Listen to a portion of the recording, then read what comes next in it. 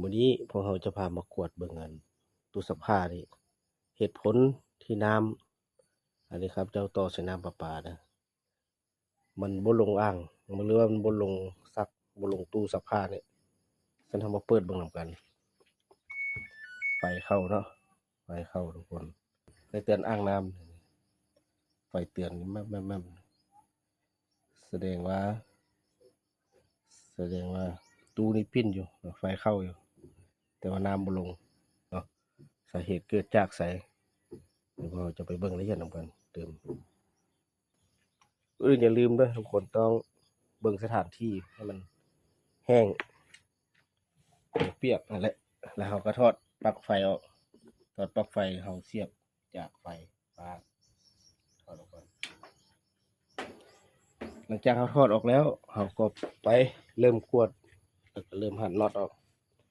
น็อตตัวนี้ข้างล่างนี่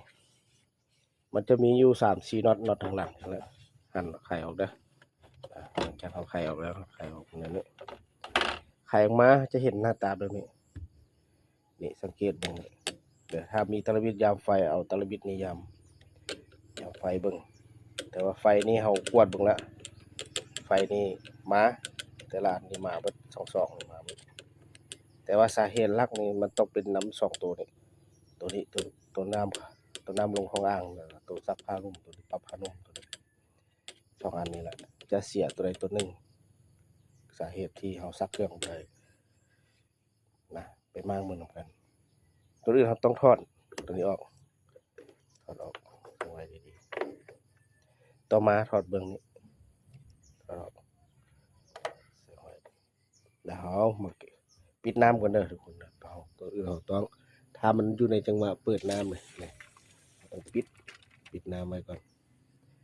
ปิดน้ำไว้แล้วก็มาไขออกแบบนี้ทุกคนแล้วเรามาวิธีที่1เรากวดเสร็จเอามาปิ้นตัวนี้ก่อนเนี่ยตัวนี้ก็สำคัญตัวนี้ถ้ามันสะอาดเราก็เอาเข้าขึ้นอีกแล้วเราก็ทอดตัวนี้ออกมีกระสอบอันแล้วเขามาต่อไฟใส่นี้ต่อไฟเข้านี้เลยนะนี่คนละส้นนี่มันไฟ220เลยเอาเข้าได้สำหรับหม้อปรับตัวนี้แต่ว่าข้อควรระวังพื้นต้องแห้งนะทุกคนพื้นต้องแห้งตัวนี้เขาจะลองมึง2อันนี้ลองมึง2ตัวนี้มามันจะเป็นอะไรตัวที่1ตัวที่2ตัวนี้มันนั่นตัวนี้เขาเอิ้นนั่นหรือว่าปรับผ้านุ่มหรือว่าซักแห้งตัวนี้จะเป็นก่อไฟหรือว่าปลั๊กไฟของน้ำที่ลงไปอ่าง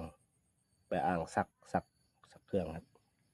จะลองเบิ่ง2ตัวนี้เป็นอะไร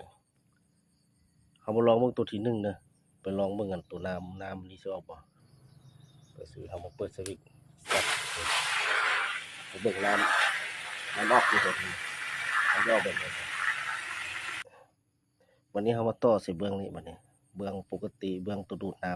ำใส่อ่างปกตินี่มันสิลงบ่เบิ่งเอาดับไฟขึ้นแล้วเนาะเอาเบิ่งเอาเสียบเอางับไฟขึ้นแล้วมาเบิ่งปกติคือว่าตัวนี้ตายตัวนี้เสียเด้อทุกคนสันเราต้องเปลี่ยนเบิดสุดนี่แหละเปลี่ยนเดียวก็บ่ได้เปลี่ยนเบิดสุดเลย